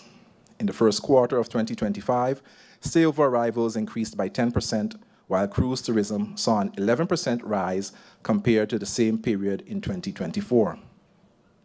While our economy grows, critical infrastructure lags behind. Water supply, sewage, and waste management show concerning disinvestment trends over the past decade. A key part of government's priorities this year is a focus on strengthening existing infrastructure, especially around drainage capacity. Strategic partnerships with the private sector are critical in ensuring the success of this initiative. Enhanced infrastructure will also include addressing the growing concern for adequate and affordable housing, supported by the re-establishment of the Mortgage Guarantee Fund and closer alignment with needs for differently abled persons. Substantive progress is being made in improving waste management through the Emergency Debris Management Program, a project within the Trust Fund. Government currently spends only 0.5% of its budget on landfill management, woefully inadequate for professional, sustainable waste disposal. This represents a fundamental threat to public health and environmental sustainability. To address these concerns, work has already started on amending the current waste ordinance, establishing an independent waste authority and creating a financial framework, all to ensure efficiency and sound financing. Moreover, waste diversion is key in bringing about a shift in how we think of waste, changing our lens to view waste as an opportunity for commodification rather than a burden. These initiatives present a roadmap to address the challenges of economic and population growth to properly support our tourism-based economy, but more importantly, to improve the quality of life for residents. To this end, a revised tourism master plan informed by a carrying capacity study will focus on sustainable development. Through the country packages, government is implementing 6 initiatives aimed at building a dynamic, inclusive economy. Modernizing the economic licensing system, digitizing and centralizing licensing procedures, enhancing entrepreneurial access to knowledge and skills, improving access to finance and market integrity, strengthening product and service markets, and promoting a pro-entrepreneurial environment. Government is also pursuing economic diversification by building on the orange, green, and blue economies. This integrated approach will support long-term resilience. Economic growth and diversification. Government is advancing initiatives to expand the economy beyond tourism. These include agricultural, livestock, and fisheries development, support for micro, small, and medium enterprises, and the establishment of an investment and innovation promotion agency, all aimed at job creation. Agri-Loan and Education Program. Launched in July 2025, the Agri-Loan and Education Program, executed by Credits, is an initiative that includes training for 75 participants and loans for up to 10 farmers and 10 fishers, with amounts ranging from $5,000 to $50,000 at a 2% interest rate. Consumer protection is being enhanced through improvements to the maximum price system. Dynamic pricing tools, digital monitoring, and stronger enforcement are key features of this reform. Regional standards and regional collaboration. Industry standards are being developed through a Dutch-Caribbean Memorandum of Understanding to ensure alignment and trade potential. Government has strengthened regional relationships to understand production trends and expand trade opportunities. The Inspectorate of Economic and Transport Affairs is expanding its field enforcement capabilities and modernizing inspection protocols. Progress continues with the establishment of the St. Maarten Gaming Authority. The feasibility study and legislative framework are complete. Stakeholder engagement and capacity building efforts are underway. The draft legislation is scheduled for parliamentary submission during the 2026 legislative year. This with the aim of enhancing governance and compliance. The Department of Statistics is being strengthened through support of project managers for projects like the Household Budget Survey, Labor Force Survey, and localized inflation tracking, supporting evidence-based policy decisions. Guided by the 2024-2028 governing program, the 2026 tourism policy agenda emphasizes redevelopment, digitalization, and market intelligence. Immediate efforts focus on revitalizing Philipsburg and key heritage sites.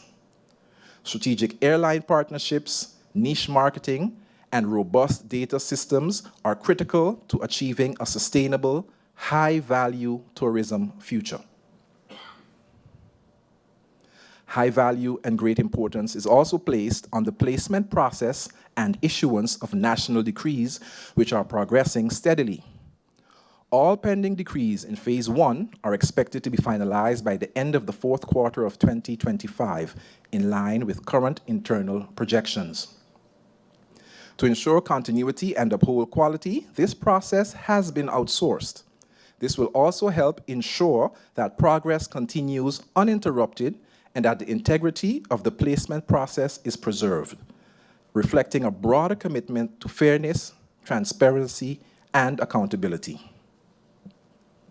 The tender process for the construction of the new correctional facility, led by UNOPS, is moving steadily forward. After an initial unsuccessful round at the beginning of this year, a renewed call for bids closed in June. The evaluation of the bids is ongoing, with the award decision expected in the coming weeks. In parallel with construction plans for the new prison, UNOPS was also requested to deliver a comprehensive plan for the new facility's soft components, which refers to rehabilitation programs, staffing needs, policy development, and mental health services, amongst others. These are vital elements considered essential to humane and effective detention. The implementation of these soft components falls outside UNOPS's mandate. This led to a fact-finding mission from the United Nations Office on Drugs and Crime for its support in the implementation of the Soft Components Program in April of this year, followed by a proposal for a multi-year program of which the funding has been fully secured and signing of the agreement is expected shortly. Despite these positive developments, the impact of which will mainly be visible in the medium to long term, the prison system and the broader justice chain remain under significant pressure. The shortage of detention capacity and sufficient prison guards affect public safety and demands urgent, decisive action. Without taking appropriate measures, there is a real risk that positive developments might become undone. Government is taking all necessary steps to avoid this outcome and is in advanced discussions with the Kingdom partners to remedy the situation. A total of 1.5 million Caribbean guilders has been allocated for the police force under the capital expenditures budget for new vehicles in 2025. Refurbishment of facilities is being planned via the National Recovery Program Bureau, and digital infrastructure upgrades are expected. Enhancing internal logistics and asset management will be key to ensuring these investments lead to measurable impact. Looking ahead, the aim is to revitalize the force through targeted recruitment and strengthened partnerships with regional police force. As crime intersects with broader social and economic challenges, effective law enforcement cannot be achieved through enforcement actions alone. Strengthening cooperation both between ministries and with civil society organizations is essential. Youth crime, exploitation of labor gaps, and public events all point to the need for coordinated responses that go beyond the responsibility of any single ministry. Fostering increased interministerial cooperation through joint strategies, structured information sharing, and aligned policies are concrete steps to create sustainable safety and long-term social stability.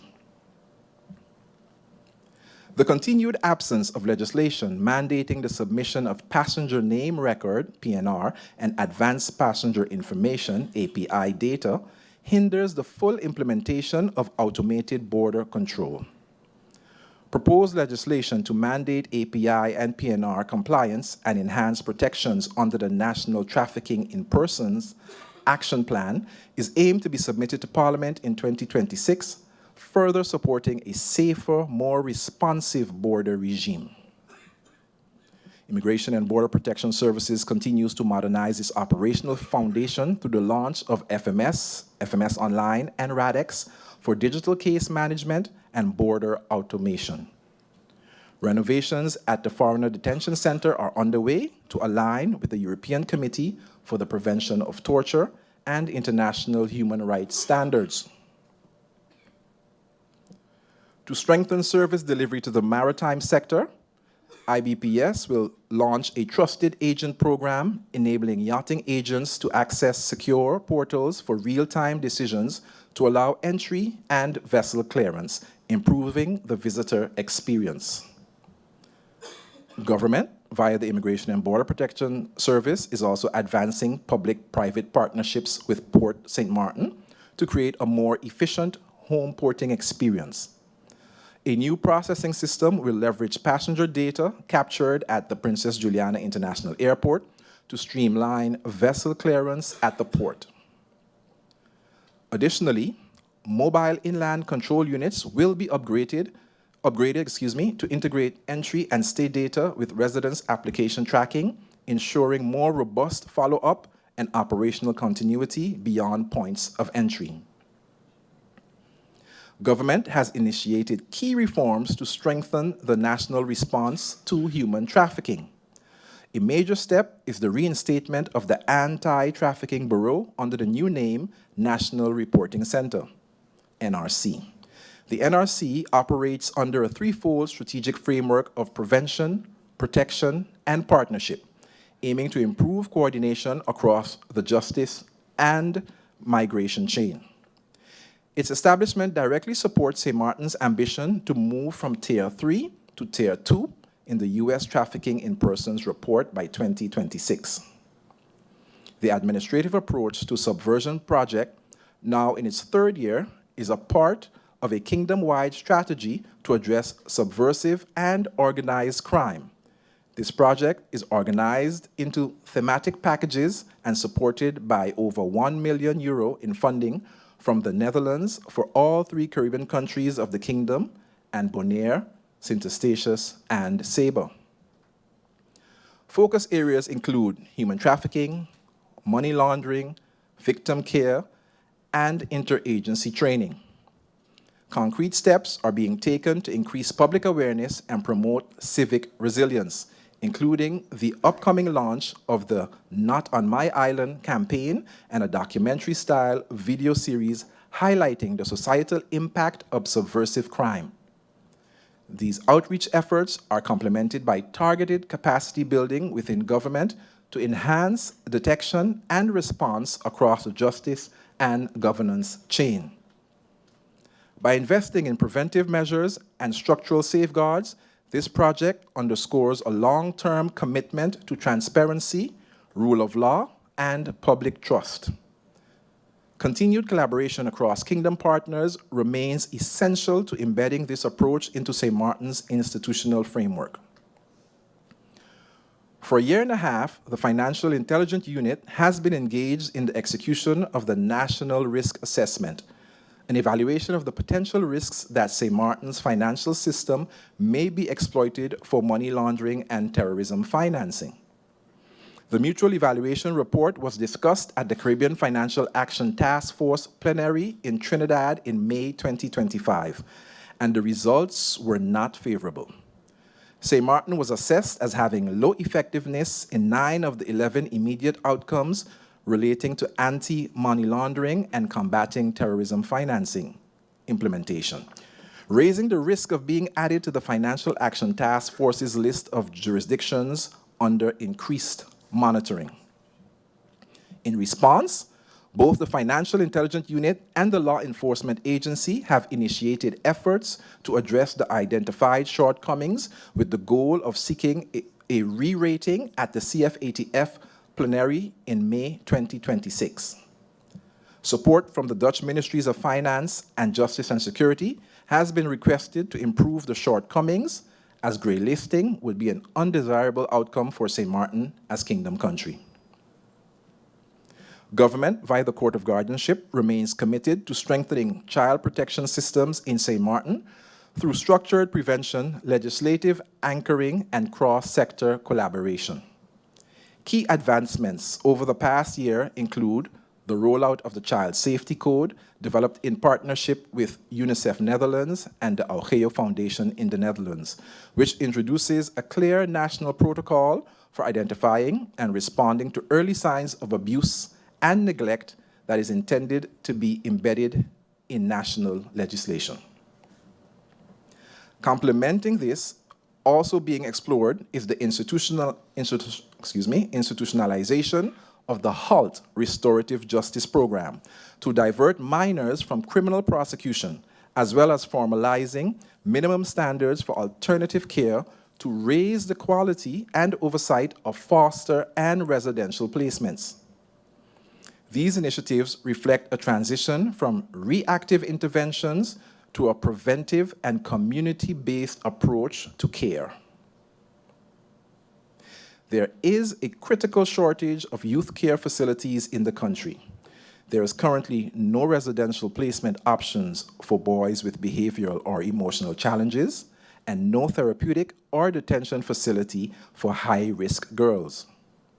At the same time, the number of child protection cases nearly doubled from 2023 to 2024, with neglect cases showing a considerable increase. Youth probation trends also highlight concerns, including a rise in violent offenses and growing share of female offenders. The Court of Guardianship underscores that a sustainable child protection system requires not only policy development, but full legal implementation, adequate resourcing, and sustained interministerial ownership. This reinforces the urgent need for a robust, multidisciplinary response.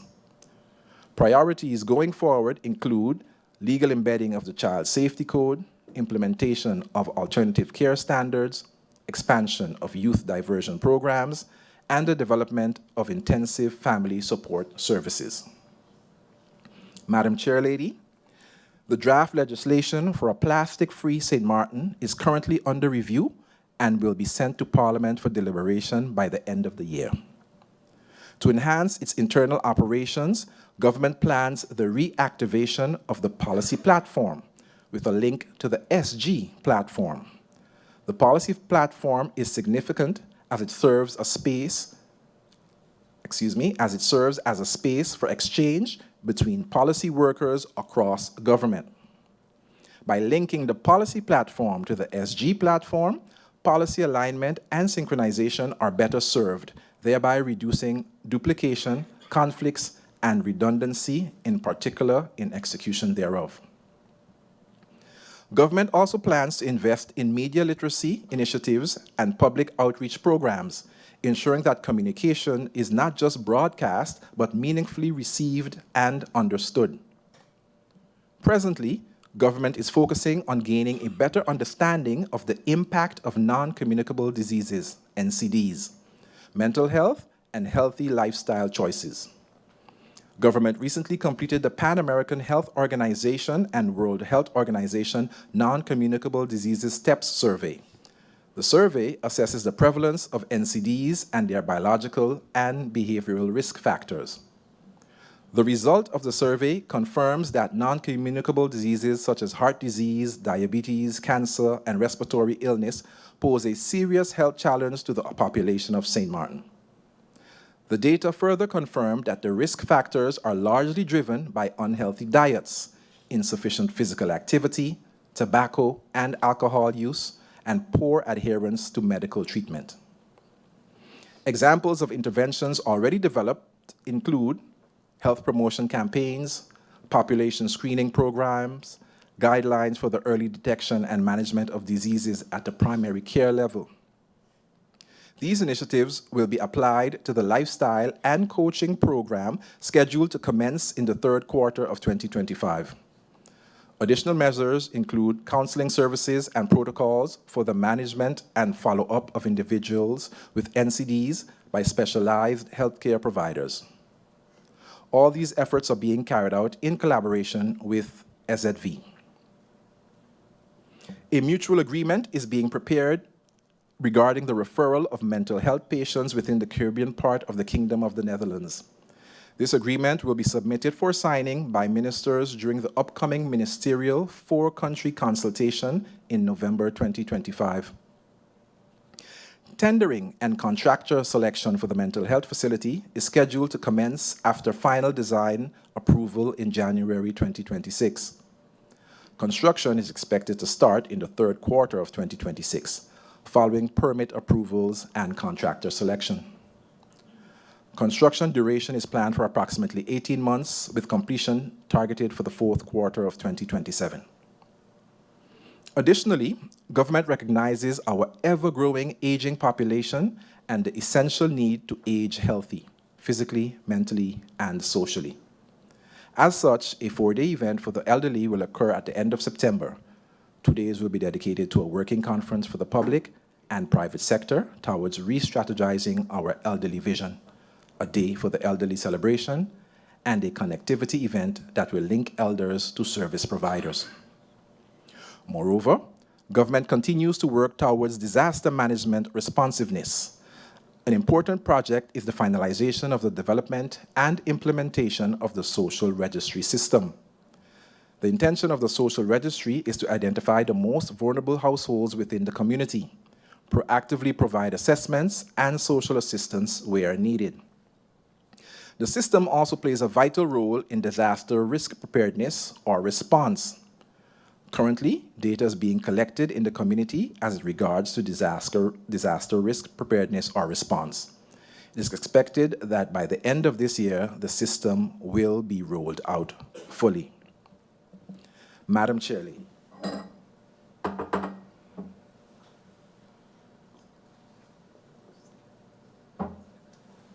Madam Chair Lady, the road towards a general health insurance started even prior to 10-10-10, when the Executive Council of the former island territory of St. Maarten agreed to reform the health insurance system to ensure universal access and coverage for the whole population of St. Maarten. The introduction of a general health insurance is a key step in the reforms designed to ensure fair, affordable, and sustainable access to health care for all people of St. Maarten. Hurricane Irma and the COVID-19 pandemic have demonstrated that these reforms can no longer be delayed. Health funds remain under pressure, costs continue to rise, and the current fragmented system leaves many citizens, particularly the elderly, self-employed, and vulnerable residents, without the security of equal access to care. The trajectory toward general health insurance has been long and complex. Yet, significant progress has been made in recent years, and especially in recent months. With the advice of the Social Economic Council now received, government is one critical step closer to having the draft legislation presented to Parliament before the end of this year.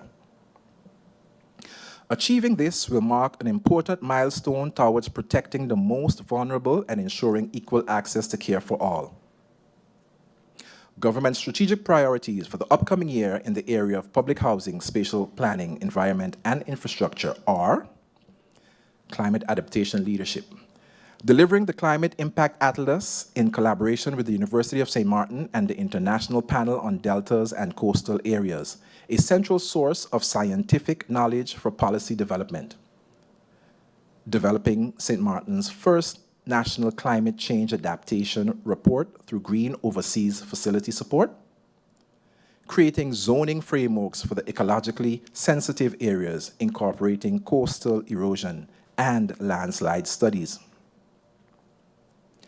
continuing multi-annual flood mitigation with retention ponds in the cul-de-sac basin, drainage improvements and installation of 2 critical stormwater pumps, launching our first comprehensive housing policy, prioritizing affordable and social housing for lower and middle income residents, expanding sewage networks and secondary road improvements, implementing sargassum management strategy with cross-sectoral approach, advancing Nature Policy Plan 2025-2030, serving as our national biodiversity strategy. In the areas of education, culture, youth, and sports, government has the following policy intentions for the upcoming year. Full implementation of the National Higher Education Ordinance, providing a regulatory framework for quality tertiary education and broader access for St. Maarten students. The introduction of the National Child Protection Platform regulation, formalizing cross-sector collaboration to safeguard the rights and well-being of children through coordinated service delivery. The presentation of a special needs education funding framework to ensure equitable access to resources and learning opportunities for all students, regardless of ability. The revision of the education funding decree, addressing gaps in financial regulation, incorporating provisions for insurance coverage and enhanced audit mechanisms to promote transparency and financial sustainability.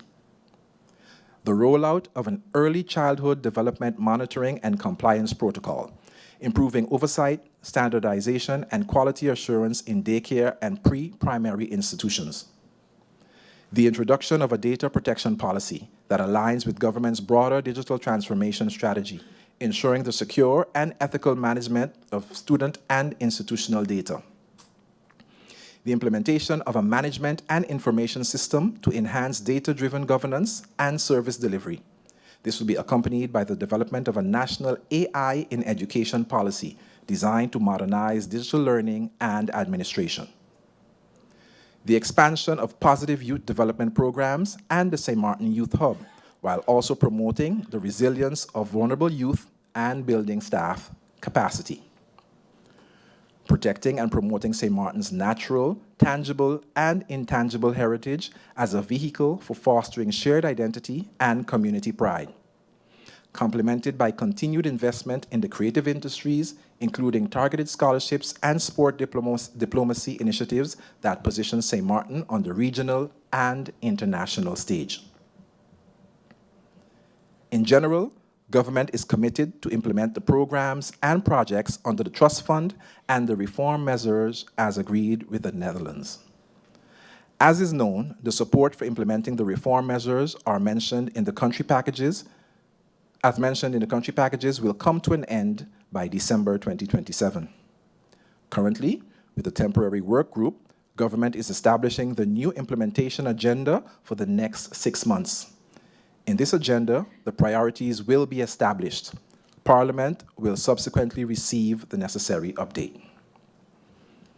In closing, government continues to invest in people, institutions, and partnerships, empowering communities and transforming challenges into opportunities for future generations. The government envisions a future where transparent, timely, and citizen-focused communication serves as the cornerstone of democratic governance and public trust. Madam Chairlady, I started off earlier this morning by mentioning that it is time for St. Maarten to embrace, commit, and most of all, act on its development goals. We will be required to evolve, and we must move forward based on lessons learned and best practices. Case in point, embracing a revolutionary concept, treating our ecosystems as infrastructure. The 2025 Coastal Resilience Assessment modeled historically devastating hurricanes Louis, Lenny, and Irma under various climate scenarios. The findings are striking. Coral reef restoration could reduce future hurricane damages by 1/3 to 2/3, potentially saving over $200 million US. Every dollar spent on reef and mangrove restoration reduces future spending on disaster recovery, infrastructure repair, and economic stimulus.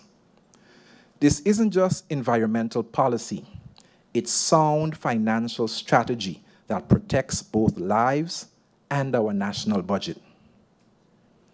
Madam Chairlady, St. Maarten stands at a crossroads where economic growth, environmental protection, and climate resilience must work together.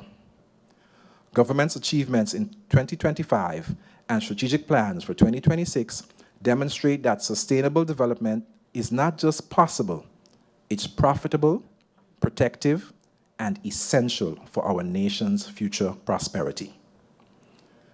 Madam Chairlady, members of Parliament, in this new parliamentary year, government will once again present you with various legislative initiatives towards the execution of its plans and realization of its objectives. As representatives of the people of St. Maarten, government looks forward to fruitful, efficient, and effective dialogue, as well as your committed participation, this with the aim of garnering your support to serve the public interest on behalf of the people of St. Maarten. Madam Chairlady, members of Parliament, I wish you much success this new parliamentary year, and I pray for your wisdom and discernment. Thank you. God bless you and yours, and God bless our great nation, St. Maarten. Excellency, I thank you for that insightful address. Thank you once again.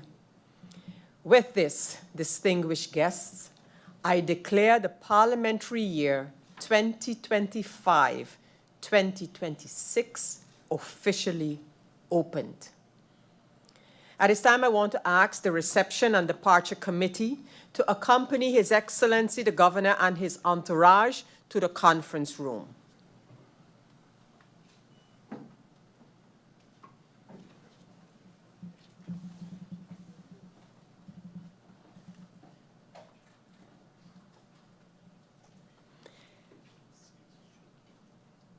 Please rise for the exit of His Excellency the Governor.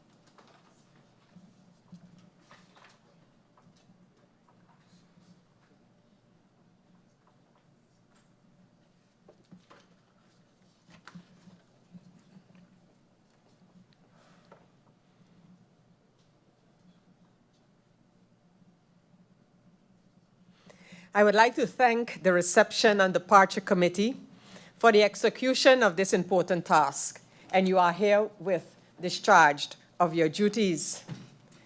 Members of Parliament, ministers, distinguished guests, ladies and gentlemen, I thank all of you for your presence at this meeting for the opening of the parliamentary year 2025-2026, and I herewith close this meeting.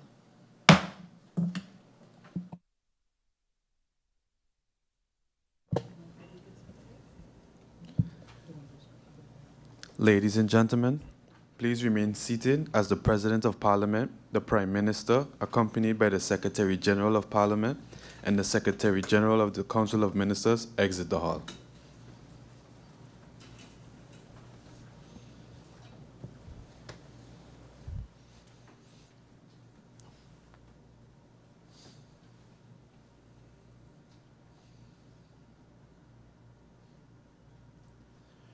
The French dignitaries will now exit the hall as well and make their way to the conference room.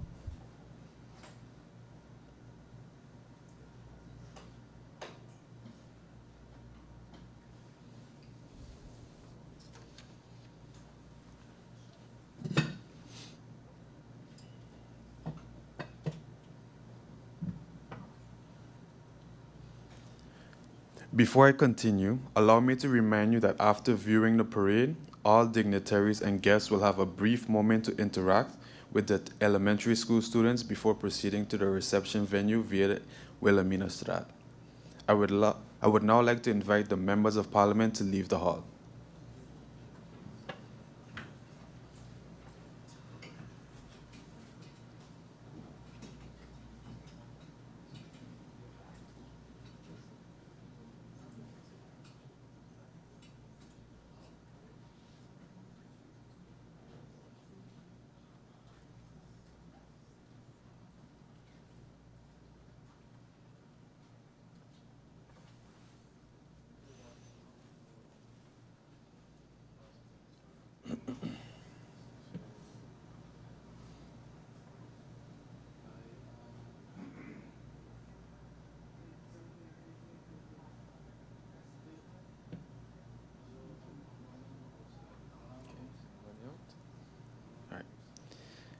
The Council of Ministers and the Minister Plenipotentiary may now also exit the hall.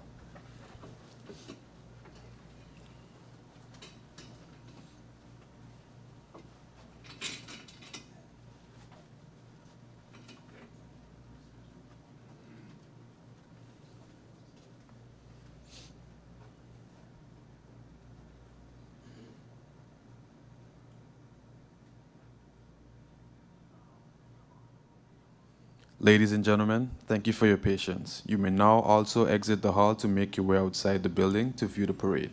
Please follow the directions of the staff of the Secretariat of Parliament, who will guide you to the Saraswati Square. Thank you.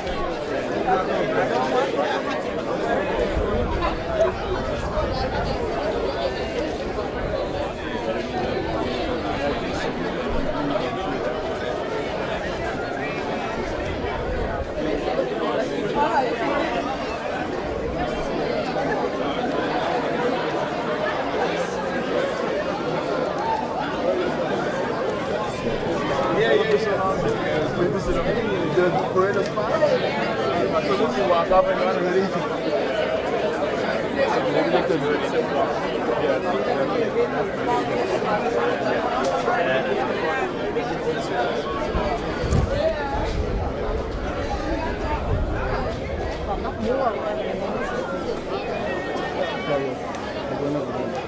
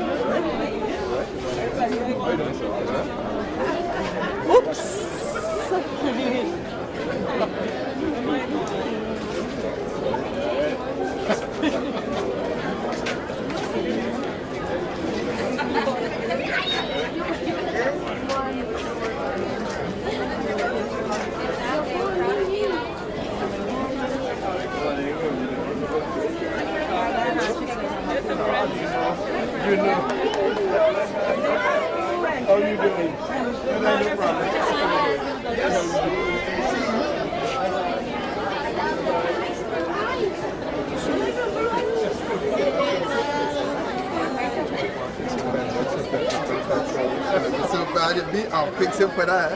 I'll fix it for that.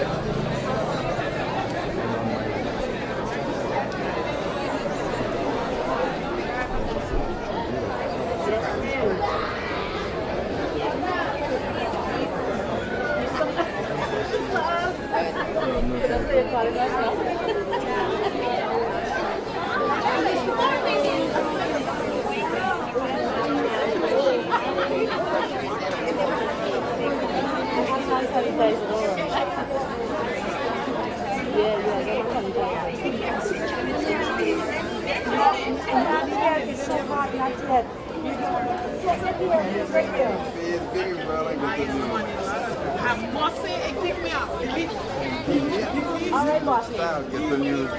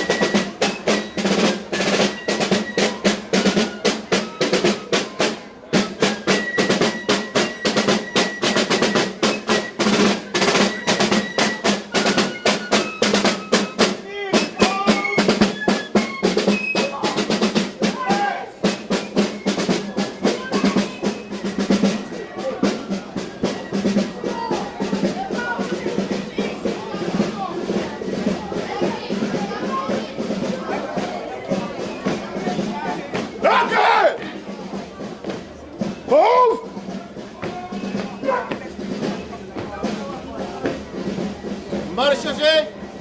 Hoofd! Heb de heel! Hoofd! Linker is! Hoofd! Rechts! Spiegel! Hoofd! Rechts!